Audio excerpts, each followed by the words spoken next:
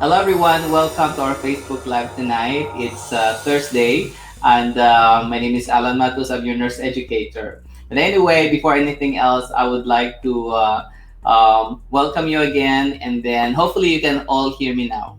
Okay. Now, for tonight, our topic starts with letter P. It's your pediatric nursing. Okay, so we'll be discussing questions about pediatric nursing involving prioritization and also delegation. So I hope that you will like our question for tonight.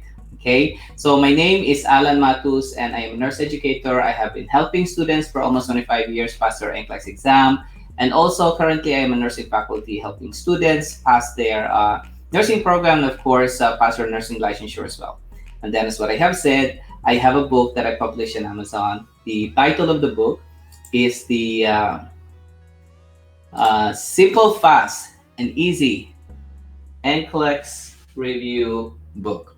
Okay, Simple, Fast, and Easy NCLEX Review Book, and also you can purchase that now in the Philippines. You can just email matusnursingreviewacademy@gmail.com so that you can get a black and white copy in the Philippines. But of course, here in the United States or internationally, if you have Amazon, you can order the book, which is 5-star, of course, until now. Okay, so for those who like the book, if you can give a shout out if you like the book or not, everybody. But of course, it's a great book, simple, fast, and easy. Okay, so all right. Now, also, I would like to congratulate our students. So number one, we have Philomena. So she's our student in the online NCLEX Academy, and she passed her NCLEX-RN examination. Also, Donalyn passed her NCLEX-PN examination as well. So both of them, or Donalyn just emailed me this morning that she finally passed her NCLEX examination, NCLEX-PN. So congratulations to both of you guys. Okay, so we'll give you a congratulations in Facebook. And also, our next topic, okay, or agenda is going to be our motivational photo of the week. So we have motivational photo of the week was sent to us by Riza today. She's our student who already passed the NCLEX-PN, and now she is also reviewing for the NCLEX-RN. So she sent me this photo today, reviewing, okay, watching the video online, and at the same time having the workbook. So the workbook is like 400 pages, and if you like the workbook, everyone, give a shout out as well. So very nice photo. Okay, all right, so another one, just a quick announcement before we proceed to our question and answer for tonight. Another one is that we have a sale coming up in May. So we have the Cinco de Mayo sale, so May 1 to 5.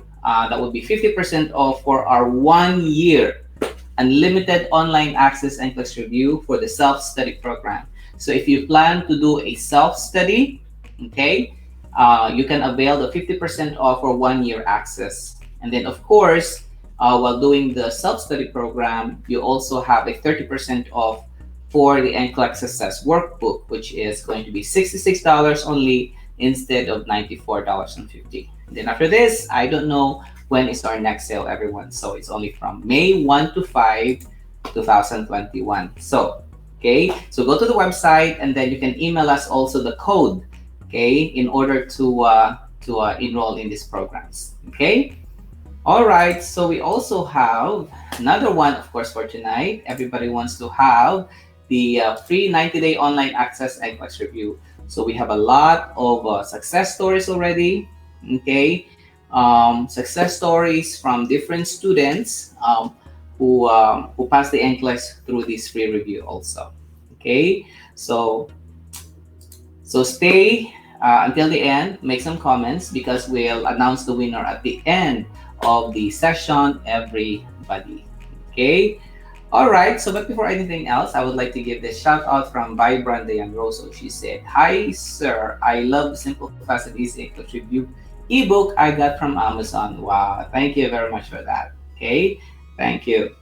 Okay, all right. So another one. Also, as usual, as what I request, if it's possible, if you can share this Facebook Live with your classmates or friends so that they will benefit also. If you're watching in YouTube, can you please click subscribe and like so that you can get more video updates, everyone? I would truly appreciate that. All right, thank you guys. Okay, so have you done it? And of course, before anything else, okay, so what we have here is just a little bit of an introduction or shout out or regarding our program. So we have different programs. We have the self-study program, online program that comes with a workbook in the Matus Nursing Review Online NCLEX Academy. It comes with a workbook. We have different subscription programs for you, 3 months, 6 months, or 1 year. And then also we have the live webinars that we do every Saturday. So we have the self-study and also we have the live webinars every Saturday as well from 8 to 4 p.m. So send us an email and we can send you more information about our programs, everyone. Okay, so, and of course, the most favorite of our student is the workbook. Okay, the workbook that comes together with your online NCLEX review, everyone. Okay, and of course, we have hundreds of quizzes in the online NCLEX Academy as well. All right, so send us an email or you can visit the website matusnursingreview.com or you can email us at info@matusnursingreview.com. Right. Okay. So everybody, are you ready for our first question for tonight? So this will be your pediatric nursing, everyone. So we will have the first question, all right? And if you have any questions later on, just put your messages in the chat box because I'll be answering them also, everybody. Okay. All right. So our first question will be on prioritization, everyone. Okay, and also if I can find out where you're coming from, everybody. Okay. All right, so let's have the number one question here. So number one, 4 children arrive at the same time in the pediatric emergency room. Which child needs to be seen first? Rank in order of priority. So number one, the 4-year-old child with inspiratory stridor and sore throat due to epiglottitis. Number two, the 3-year-old child with barking cough due to laryngotracheobronchitis. 3, the 2-year-old child who has a runny nose and headache due to respiratory syncytial virus disease. And number 4, the 1-year-old child who vomited several times due to gastroenteritis. Now, what you're going to do here, everyone, is you have to rank. So meaning that you have 1, 2, 3, 4. So you have to choose which one comes first, second, third, and fourth. So there will be 4 answers, everyone. So you rank them in order of priority. Okay, because in the NCLEX, you'll be having questions like this also, everyone. Okay, so I'm going to give a shout out to some people who actually came early tonight. So we have Ma Selvi, Leah Aquino Fernandez, Ida Wendam. Hi, Ida, how are you doing? Also, Jen TBC, Jennifer Casido, John Paul Sawid Gadiaza. Also, we have Halimat Alimi, also Jojo Odemba, okay, Azamati Faustina, Mulu Hadera, Uchi Eidu Wiki Ekunifi, Loretta De Leon, Amaka Oti, okay, and then also who else we have? Gina Papatok, my friend, and then Kitty Furry Lentil, okay, and then also we have so some people were telling us where they're coming from.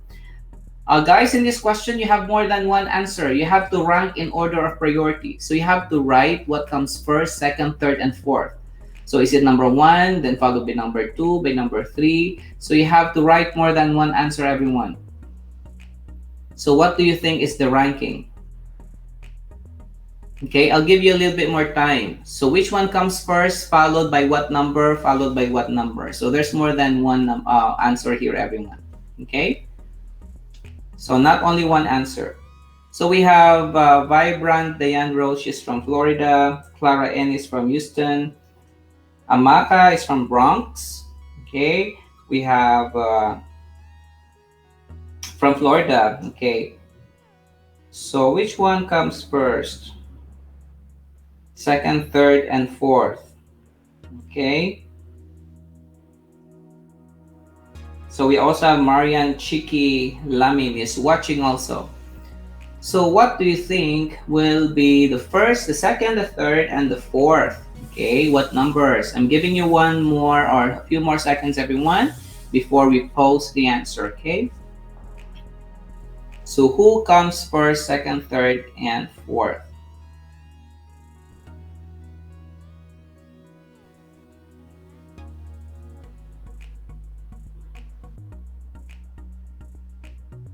All right. Some people are still putting their answers.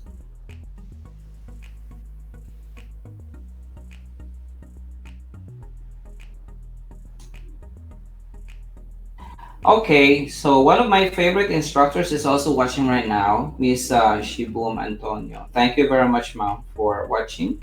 Okay, my favorite teacher. All right. Thank you, ma'am, for watching. Thank you, thank you, thank you. And without our instructors or teachers, we will not be here today. So I'm always grateful to my instructors. Always, always, always. The same thing that I'm teaching my students, and I know that in one way or the other, we influence how they practice their nursing later on. So we will never forget the uh, the life lessons that you have taught us, and of course the discipline. Okay, so let's have the answer, everyone. So let's see. So in this question, everybody, what's important to know is to apply the principles of Maslow's hierarchy of needs. Of course, you have your airway, breathing, and circulation, and of course, really looking at the diagnosis, and at the same time, what are the corresponding symptoms or the clinical symptoms of your patient. So which patient here will probably come first, right? So we'll be dissecting them one by one. Now the question is, are you gonna have these kinds of questions in the NCLEX? Of course, you're gonna have these kinds of questions in the NCLEX, wherein you have to rank them according to priority. And in the real world of nursing, you exactly have the same situation, wherein you may have different patients, and then you have to prioritize which one comes first. Especially, this question is for registered nurses who may be working in the emergency room, okay, of a children's hospital. So the answer, everybody, okay. All right, so shout out, okay. All right, the answer, everyone. Those who got it right, okay, 1, 2, 4, and then 3. Very good. Okay. All right. So 1, 2, 4, 3. Why? Now, number one is the priority. That's the first answer. So that comes first. Number one, the child with epiglottitis. Now, if you know epiglottitis in your pediatric nursing lecture, okay, the concept, number one concept about epiglottitis is that there is severe inflammation or infection, okay, of your larynx. Okay, so what happens is that you have severe inflammation that closes the airway, and usually your epiglottitis is a condition that may rapidly progress to severe respiratory distress. So that's why this is the first assessment or first patient that we need to see, the child with epiglottitis, because of the airway problem. So the management for that, usually, if it becomes severe, will be um, airway management, like intubation or the use of mechanical ventilation. So that's why number one is the answer, because epiglottitis by nature, especially bacterial, is a serious condition. Okay, your number two, which is your laryngotracheobronchitis group. Your laryngotracheobronchitis, everyone, is almost similar as your epiglottitis. However, laryngotracheobronchitis is also the inflammation of the larynx. However, it's usually more manageable compared to epiglottitis. You know, the onset of symptoms are slow, but still, since it's an airway issue, we need to make sure that we do an assessment. Okay, so especially with barking cough due to laryngotracheobronchitis. So that's why number two follows number one. So one, then you have two, then number four, a 1-year-old who's vomiting several times due to gastroenteritis is a priority, especially that you have a 1-year-old child, you know, who is prone to dehydration, and then vomited several times due to gastroenteritis. So that That's next. And then lastly, number 3 would be a child who has a runny nose and headache due to respiratory syncytial virus disease. Okay, you have to remember that your RSV, or respiratory syncytial virus disease, is a respiratory infection. But of course, in this situation, it doesn't say any indications of distress. So that's why number 3 is the last, because it's only runny nose and then also your headache. Okay, there is no shortness of breath. If I add for number 3 shortness of breath for your RSV, then it could be a priority as well, because it's an airway issue now. Okay, the shortness of breath, a breathing problem. So you see, these are the ways that we approach prioritization questions. So again, number 1 is the priority, because we all know that stridor indicates an obstructed airway. Okay, and by nature, epiglottitis is an acute emergency. Number 2, laryngotracheobronchitis, also is a priority. That's an airway issue. But then, as what I have said, your laryngotracheobronchitis, the onset usually is slower compared to your epiglottitis, which is more progressive. And then number 4, and then you have your number 3. I do have one question for everybody. Okay, answer the question right now. So the first question that I have is, what examination is not allowed in patients with epiglottitis because it can trigger laryngospasm? So what examination is not allowed in children with epiglottitis, or in a child with epiglottitis, because it can trigger laryngospasm and can trigger more problems in airway, okay, or breathing? So what examination is that, everybody, that we need to avoid in children with epiglottitis? What examination? We have to avoid throat examination. Okay, throat examination, because that can trigger laryngeal spasm. Okay, now also, so that's it. So for more information, read more about the concepts, everyone, because these concepts are important in pediatrics. Okay, so let's go now to the next question. All right, so let's congratulations for those who got them right. Okay, anything oral examination, yes, can trigger laryngeal spasm. Okay, all right, and also your epiglottitis, I believe, usually these children also need your Haemophilus influenza vaccination, your HIV vaccination, Haemophilus influenza type B vaccination, okay, in order to prevent this condition, epiglottitis. Okay, all right, so let's proceed to the next question, everyone.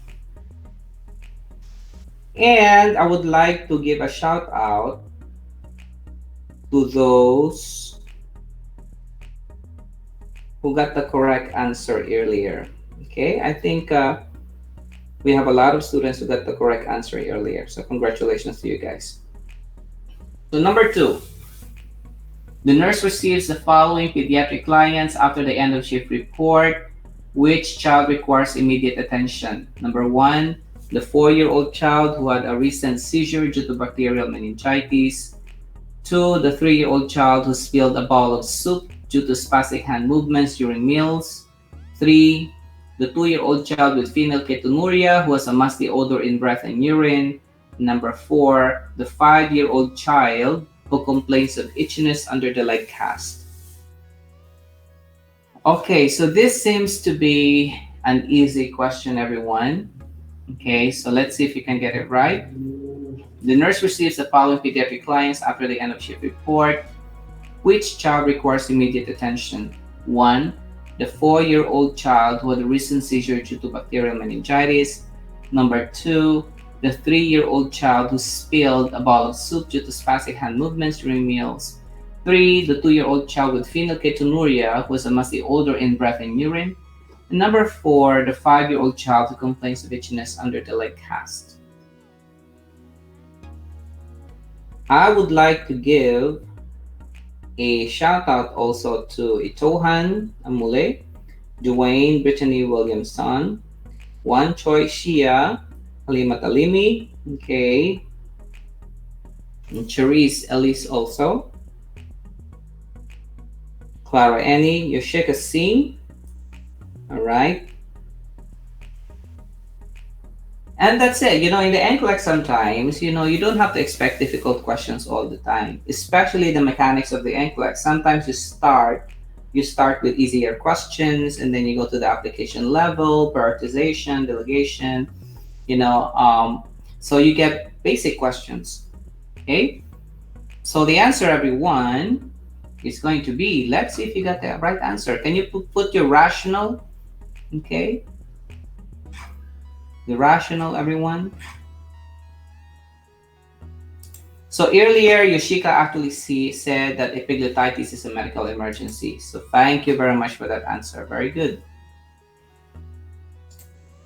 All right, so the answer to this question, everyone, will be, I think everybody got it right now. Let's remove that. Okay, so the correct answer, everybody, will be, okay, that would be number 1. Congratulations. So the 4-year-old child who had a recent seizure due to bacterial meningitis. Very good. Now, why is this a priority? Because of the word recent seizure. The fact that there's seizure that happened, it means that this child is unstable. Okay? Probably due to increased intracranial pressure or complications in the brain, and that's the reason why seizure happened. Okay? Although the seizure is not happening now, but the fact that it recently happened, you still have to check and assess how the child is doing, especially if it happened the prior shift.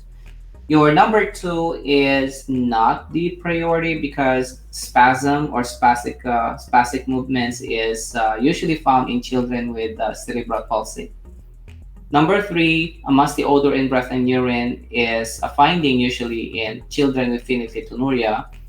And number 4, the 5-year-old child who complains of itchiness under the light cast could be a priority. However, it's only itchiness, so we can further assess that later on and find out what we can do. Okay.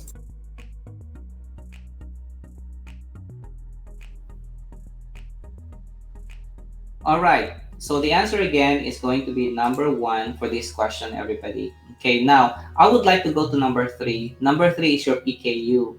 Now, number 3 could be a little bit of concern. You know why? Because there's a musty odor in breath and urine. So meaning that there's increased levels of phenylalanine. So we need to investigate that also, what's going on. Maybe the cause of your PKU for a 2-year-old, maybe non-compliance with diet or medication regimen or any treatments. That's why there's a musty odor in breath and urine. Although that's a finding in PKU also. Okay, but that could be something that we have to look further as well. Okay. Now, because we want to make sure that we don't have very high levels of phenylalanine for those children with PKU. So number 1 is the answer. Okay. All right. So are you all ready for delegation, everyone? Delegation or assignment? So everybody, this is your next question. This is for the RN exam. Okay. A registered nurse from the medical surgical unit is assigned to float in the pediatric unit. Which clients may be assigned to the nurse? Select all that applies. So meaning you have more than one answer in this question. So this is a nurse being floated. Floaters can have 1 or 2 patients, for example. Okay, so let's see.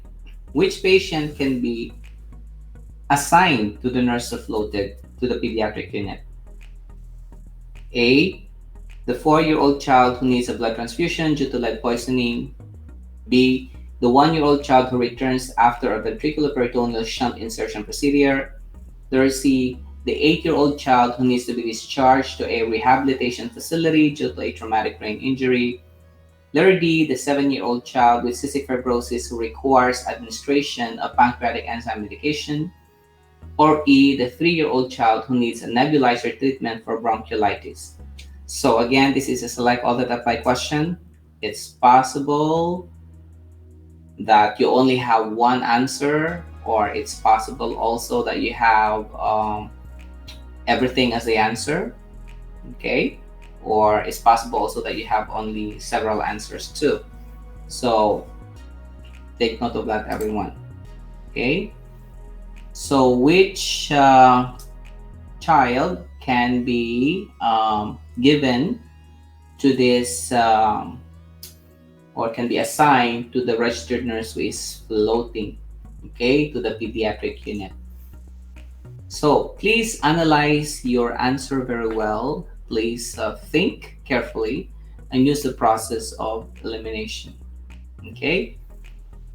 So always remember that floating to another unit is usually a source of stress for some nurses. You know, they arrive in the shift and sometimes they get the last minute announcement that they have to float. But usually the cause of stress in floating to another unit is because of the lack of orientation, the lack of clear policies, or sometimes the lack of teamwork. But of course, in some hospitals have great workflows when it comes to floating. But sometimes it is usually challenging also for nurses to be floated to another unit. So we have to remember the principles so that we minimize the stress to the nurses who are floating. And at the same time, at the end of the day, we want to make sure that we are promoting or upholding patient safety. Nurses who are being floated to another unit are not supposed to accept patients that they feel they're not capable of caring for. You know, if they feel that they don't have the competency, they don't have the orientation, so they have the right to question the patients being assigned to them, because it's all about patient safety and it's their license and their accountability if something happens to the patient. Okay, so for this question, everyone, what do you think is the answer? Okay, I think everybody has put their answers now. Okay, so the answer to this question, everyone, is going to be, all right, so our answer, everybody, is going to be letter A, letter D, and then you have your letter E. So congratulations to some of you who got them right. So we have Uche, we have Cherise, we have Nel Roma who got it right also. Also Macon, Leia Aquino, Arlene, Marian, okay, Menchi, also congratulations. Now, why is letter A included? Because letter A is blood transfusion, okay? But before that, let's review first the principles, okay? The principles about when giving assignments to nurses who are floating to another unit. Number one, we need to remember that we assign only stable patients. Okay, that's number one. Number two, we need to make sure that what we're giving will be interventions or patients who only need basic nursing care, okay, or something that the floating nurse knows generally, or core nursing procedures only. So someone who comes from the medical surgical unit or any nurse in the hospital may be able to do a blood transfusion. That's part of a common practice or procedure in the hospital. So that's why it's included. Now, your letter D is included because medication administration is a standard nursing skill. Okay? So pancreatic enzyme medications are not complex medications. They can be given by any nurse. Okay? So letter D is included. So we have to avoid giving responsibilities or assignments that require special skills or training. Okay? Now your A and D and then your letter E, because letter E is a nebulizer treatment, it is not a special skill. It does not require special skill or knowledge, your nebulizer treatment. Any nurse working in the hospital can perform a nebulizer or breathing treatment. So that's why A, D, and E are included, plus the fact that these are stable patients. Okay?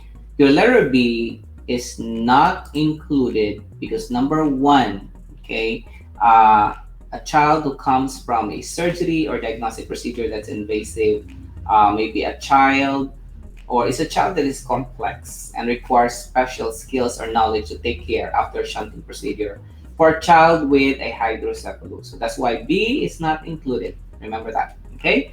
Because every unit may have their own process or protocol after an operation, like how often to monitor vital signs and how to properly care for the shunt and also the positioning. Okay, so that's why B is not included because it's a complex patient. Now your letter C is not included because Nurses who are floating, usually we have to avoid giving them admissions and discharges because every unit in the hospital may have their own admission procedures and discharge procedures, especially when you have a patient with traumatic brain injury who will be discharged to a rehabilitation facility. So that's why we avoid letter B and then letter C for those nurses who are floating. All right. And of course, generally, we have to avoid unstable patients. Okay. And patients who require special care, requiring special knowledge and skills. So, everyone, I hope that you learned something with this question. Okay. So, what are examples of general nursing skills? Blood transfusion. We have medication administration, NGT insertion, nebulizer treatment, polycatheterization. Okay, so those are basic nursing skills that every nurses know. So it's better to assign them for nurses who are floating to another unit. Okay, all right. So that's all, everybody, for question number 3. So I hope everybody got that right. Okay. Okay, so let's go to the last number, everyone. That will be number 4. Let's go to your delegation. The registered nurse or RN is teamed up with the unlicensed assisted personnel or UAP in the pediatric unit, which task may be delegated to the UAP. Here you go again. Select all that apply.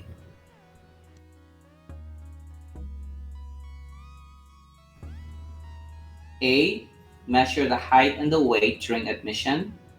B, calculate the child's body surface area for drug administration. C, feed a child with diabetes mellitus who has a blood glucose of 90 milligrams per deciliter. D, check the patency of nasogastric tube of a child who had poisoning. E, irrigate the indwelling catheter of a child with spina bifida. Or F, perform rectal irrigations for a child with Hirschsprung's disease. Okay, so the registered nurse or RN is teamed up with unlicensed assisted personnel in the pediatric unit, which tasks may be delegated to the UAP. Select all that apply. A, measure height and weight during admission. B, calculate the child's body surface area for drug administration. C, feed a child with diabetes mellitus who has a blood glucose level of 90 milligrams per deciliter. D, check the patency of nasogastric tube of a child who had poisoning. A, letter E, irrigate the indwelling catheter of a child with spina bifida.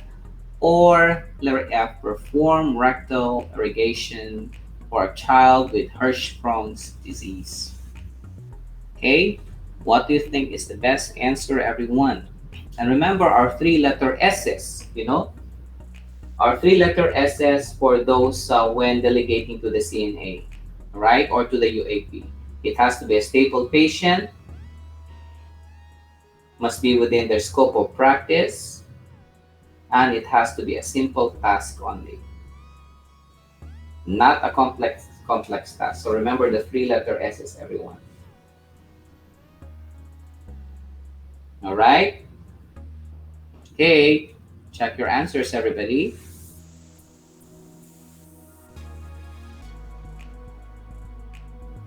All right, so I think most of you have written your answers already. Now let's see who just came in right now. Let me give a shout out. Edith Francois, I haven't given you a shout out. Okay. Freda Azamati Faustina, I did already. One choice, yeah. Okay, very good. Hi Tan Pham, how are you doing? Hope you like our academy. Okay. Yan Yan is here. So Yan Yan is our student. She already passed the NCLEX, I guess. Hi Dwayne. Welcome for being here tonight. He's our student for the Saturday class. All right. So what's the answer to this question, everybody? All right, and then total your scores for tonight. Okay, so the answer is very simple. That would be your A and C, everyone. Okay, so letter A is within the scope of practice of the UAP. Very simple and direct to the point. Okay, your letter C, feeding a child with diabetes. Of course, that's okay. Blood glucose of 90 is within the normal range. Okay, so letter C is not a complex patient because of the fact that there's no complications involved there with letter C. Okay, so letter C is a patient who is stable. You know, a child is stable. 90 milligrams per deciliter is not abnormal. Okay, so your letter B, okay, calculating the child's body surface area for drug administration, that is a complex process. Okay, you need a nomogram for that. Okay, a chart wherein you have to you have to use the nomogram to calculate the BSA. Okay, you need a chart for that. Okay, the height and the weight. Okay, you have to um, write a line or something to get the BSA for that one. So letter B is a complex process, a calculation. Okay, but you may be picking that because like, what is the BSA? I don't know what it is. So you need to know what the BSA is, because BSA is one way for us to calculate dosages for children. Okay. Letter D, checking the patency of the nasogastric tube. That's assessment. You know, so that would be for the licensed nurse. Okay. That could be for the LPN or that could be for the RN, checking the patency. Now, letter E, irrigation. Of course, invasive. That would be for the licensed nurse, RN or LPN. And letter F, rectal irrigation, is almost like a cleansing enema. Of course, no. That has to be only the licensed nurses, okay, LPN or RN for letter F. So anything invasive, anything that requires complex skill, then we cannot give that to the UAP, everyone. Now, what I would like you to do, everybody, is that can you please count your score, everyone? Okay. Let's see who got a perfect score tonight, and I'll be very happy, and I hope that you learned something. I think the highlight for tonight is discussing also our principles when a nurse is floating from one unit to another. Okay. All right. So, and also make sure that when someone is floating from one unit to another, you have to look also, okay, at the special skill of that nurse. Okay, I'll give you a very good example. If a nurse, for example, is coming, okay, from the let's say from the recovery room, or let's say post anesthesia care unit. Okay, so maybe you can give a patient to that nurse who just came or who just had a colonoscopy, for example. Okay, because colonoscopy is something related to diagnostic tests, you know. So that would be possible as one answer. But always remember, you have to choose A, B, C, D all the time. Okay? But then you have to remember, coming from the post-anesthesia care unit and then taking care of someone who had colonoscopy, there's a little bit of similarity, you know, of applicable skills there or transferable skills. So the bottom line, guys, is this. Answer Q banks. You know, when you answer Q banks, the more that you will learn how to apply these principles, everybody. Okay? All right, because in nursing, usually there's no fixed answer. We use principles to answer the nursing questions, but there's no fixed situation all the time. Every situation is different, and you have to use your critical thinking. Okay? But then again, always remember, in preparing for NCLEX, you always need to have a positive mindset.